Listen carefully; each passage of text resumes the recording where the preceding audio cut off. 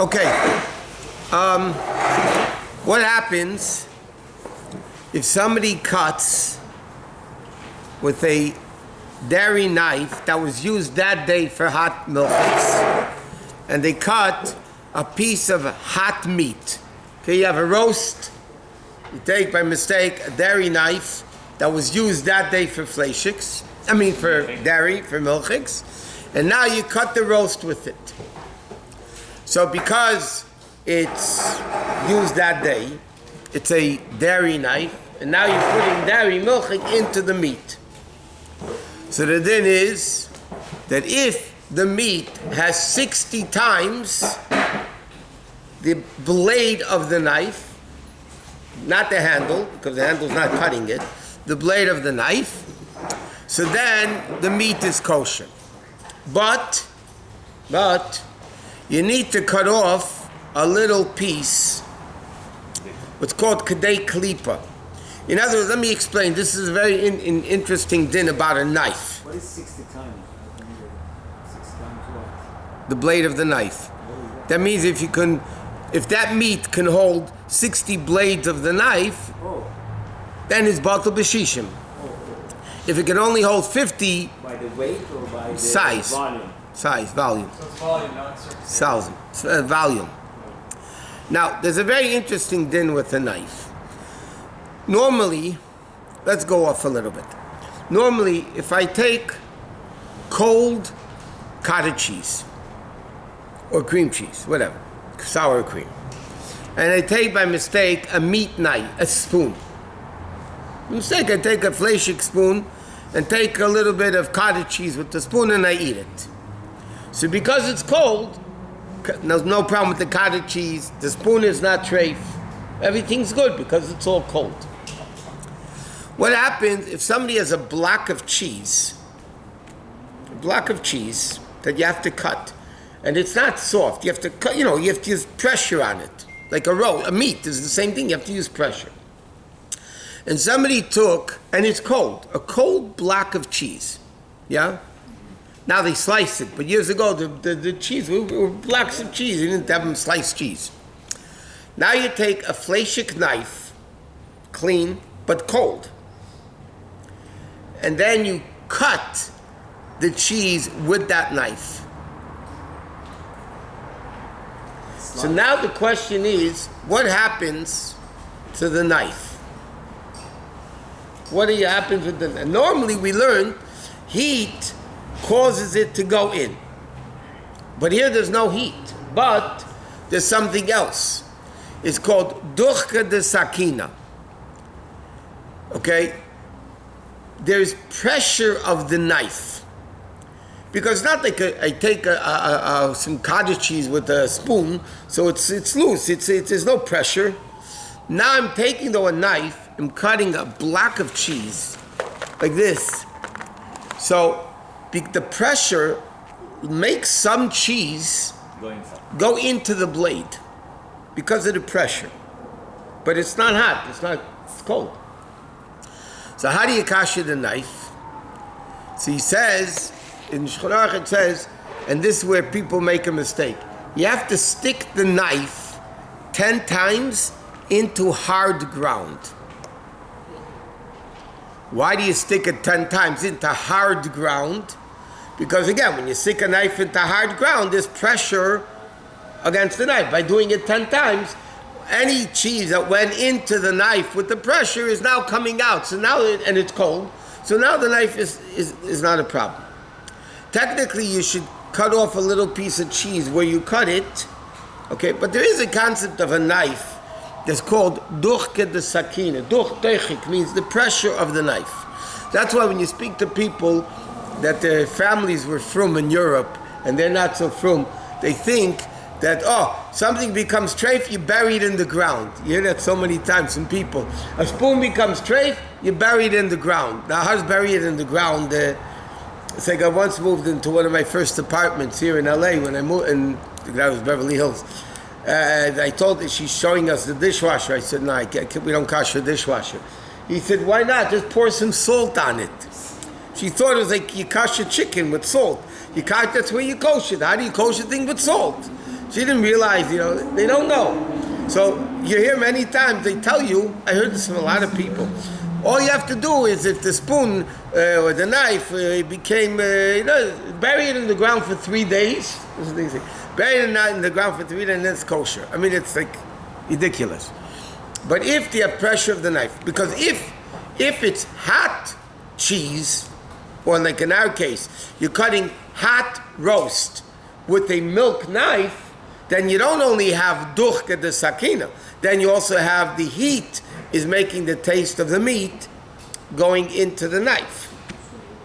So over there, again, if the roast has 60 times the amount of the knife, then it's kosher.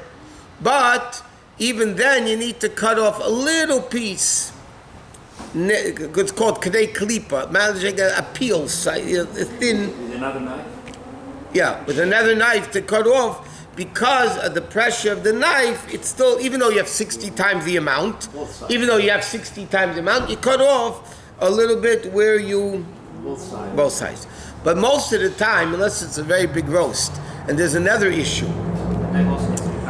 What? The knife needs to be kashered. But then you kasher with hot water, not mitzvah v'karka. Then you need to kasher the knife with boiling hot water because it touched hot meat. Now what happens if the meat is not 60 times the size of the knife? The meat is not 60 times, because you would need a pretty big roast that you should have 60 times. You usually cut with a big knife, you cut the meat. So you need the whole size of the blade, 60 times that. So then, if not, you have a lot of problems. That includes the girth of the blade? Huh? That includes the girth of the blade or just the surface area of the blade? Not the handle of the blade, the whole blade. The blade's like a thicker blade, then you have to count that. The whole thickness of the blade. Volume of the volume of the The value. So you'd have to, you're not going to do it, but you have to line up 60 knives next to each other and see if the roast is bigger than that or not. Sometimes the knife has a little wedge stuck into the handle. Yeah, but doesn't count. that's just not the handle area. What if the knife was only exposed to, let's say the meat is 60 times bigger, but I cut only 1 inch, only as much as one knife. I didn't expose the knife to the whole meat. Yeah, but when it's heat transfers everything together. Now, let me 1 second. What happens though, if you took a roast, a big roast, that's hot, and you take a dairy knife that was used that day, but you cut 10 pieces. So each piece, you have the blade of the knife. So then you need 60 times 10. Yeah, it's impossible. Basically, the roast is garbage. Why don't you need to kasher the part that's inside the handle? If it's Because that's not, but it's because the wood, that's what they paskin, because the wood, it's chamix, by metal there's a rule, by matches, by metal there's a rule, chamix saseh cham kulif. Part of it's hatolza. But that part that goes into the thing is not necessarily transferred because the wood cools it. Can you give it to your boy?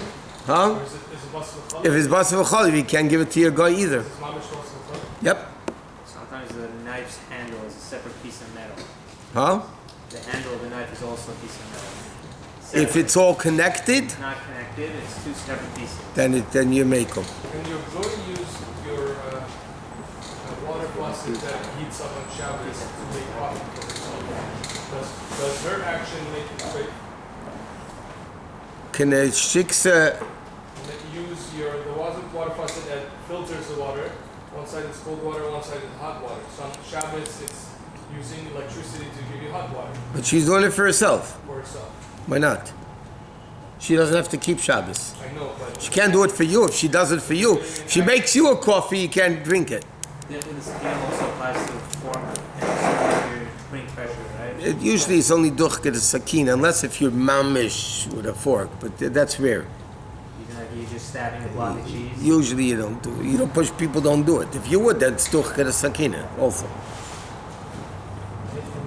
What? If the milking knife is not a beginning when you cut the roast, Okay, if it's not, then you don't need shishim. Then the meat is kosher, but you still need to cut a little piece in the where you cut it. You still need to cut off a little bit because there's fattiness on the knife. It's called shamnunis. So therefore, it might go in a little bit, so you have to cut k'rei klipa. This But- can apply to a cake, a dairy cake. No, unless if it's like a, even a Danish, which is probably the hardest of them all. It's lav dafka duchke the sakina. I mean, it depends how hard it is. If it cuts easily. Brownie, so that I wouldn't have to. No. Brownie is not duchke the sakina. Duchke the sakina is you're cutting some block of cheese, a roast, or something like that. Especially those hard cheese like that. Yeah, the hard cheeses are really a lot of pressure. But then you need to kasha the knife. Huh? The knife is room temperature. Room temperature is not hot. Hot in halacha is 110 degrees. Whatever, We're Celsius. cutting a piece of the meat, like a slice of the meat, to take it out. So what happened, even if it was like not batel b'shishit, it's not like, oh, once you cut it already, the rest of it is not. So it's covered, it's The heat transfers the whole thing from place to place. I'll give you a similar case. You go to a store and you want to buy a fish. Okay? So, I know we're going off this particular topic, but it's the same, it's all relevant in this din. So, a filleted fish, you're not allowed to buy in a store that doesn't have a hechsher. Why? Because a filleted fish, you don't see the skin, you don't see the scales, you don't know what type of fish it is. Many of contemporary kashrus organizations say that salmon is not a problem. You can buy salmon in Costco or whatever without seeing the skin and the scales because there's no treifa fish that looks like salmon. But any other fish besides salmon, like whitefish or tuna or whatever, you're not allowed to buy it if it's filleted because it might be a treifa fish, unless if you see the skin. If you see the skin and you can tell there are scales on the skin, then you know for sure it's kosher. But otherwise, without hashgacha, you can't buy it. Now, everybody knows, what? You eat salmon, sashimi, and a tray for restaurant? No, anything you eat in a treifa restaurant is 100% treif. They cooked it in treifa kalim. Salmon sashimi is raw. Raw, so the question is what they do to process it. But how do you know it's a kosher fish? Salmon, same thing as You see a piece of salmon? it's salmon. Okay, but then the question, they cut it with their treifa knife. Same thing in Costco. One second. So I'm coming to this now. Now everybody knows when you buy a fish, even you buy a whole fish in the market, they cut it. they gut the fish on the boat. They don't bring the kishkis to the see the shword right away. Kishkis, they don't bring the innards, the insides. They all gut it on the boat and they throw it back into whatever they do with it. But that's not a problem because even if they're using knives, it's all cold. It's not an issue. Even let's say you go to a non-kosher store and you buy a cut piece of fish, but you see that there's scale. You see the skin on it, and you could tell there are scales on it. Or you see the fish, and then they cut it for you with their non-kosher knife.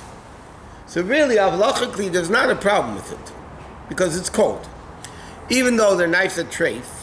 So if you want, it says you cut off mamish a little piece of where they cut it. They clip a mamish a thin, the thinnest piece that would cut without falling apart. You cut that, and then it's not a problem. Even lechatchila, it's not an issue. But if so now, what happens though? No, what do I want to say? 1 second. If we talk, what? No. So the problem. Okay. So now I'll give you another example. You want to buy a fruit platter from a fruit store. From the guys next to the bank. Whatever it is, and in the farmer's market over there, there's a guy everybody buys from him. The guy they sell fruit platters. Yeah, it's not a kosher store. So the question is, or you go to supermarket, Ralph's or whatever, yeah, and you buy a half a cantaloupe. Now, the knives are not kosher. But the truth of the matter is, in these big stores, they're not going to take the meat knife to cut cantaloupe. Because So they have special fruit knives. So they're not even treif. Most of these places, things are cut by machines. They don't sit there and cut, their machines cut it, goes through a conveyor, but whatever it is, and the machines cut it. And those machines are basically only used for kosher. It's not a problem. But you have in a treifa restaurant, there's a very big problem with a treifa restaurant. Number one, everything in this place is treif. So, let's say you order kosher fish in a treifa restaurant to bake, to whatever, to grill it, to bake it. It's mamish 100% treif. It's mamish 100% treif because the kalim are treif, the kalim have treifa fish on it, they have other things on it. It's mamish, not a question. It's 100% treif. Not a kosher fish. It's a treif. No, I'm saying the salmon that's cooked or baked or grilled in a treifa restaurant. No, what if it's a restaurant? Sashimi is raw. Sashimi is raw. One second, I'm not done. I know what you said, it's raw. But I'm saying, if you order in a restaurant, salmon that's cooked or grilled or whatever. What if they cook a not kosher fish before? So that's what I'm saying, that's why it's not kosher. That's why it's mamish treif. I'll never forget, one of the first years we opened the show, Shabbos Tshuva, I had a custom of taking a halacha and talking about it. So one year I spoke about kashrus. I'm talking about 40s, probably 39, 40 years ago.